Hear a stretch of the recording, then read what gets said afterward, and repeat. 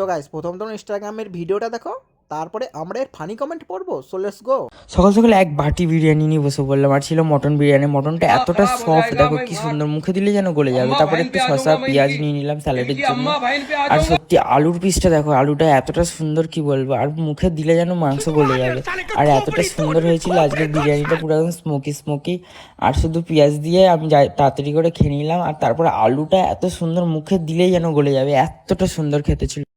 तो चलिए शुरू करते हैं। আলুর জায়গায় তুই কুকুরের বিচি রাখতে পারতিস।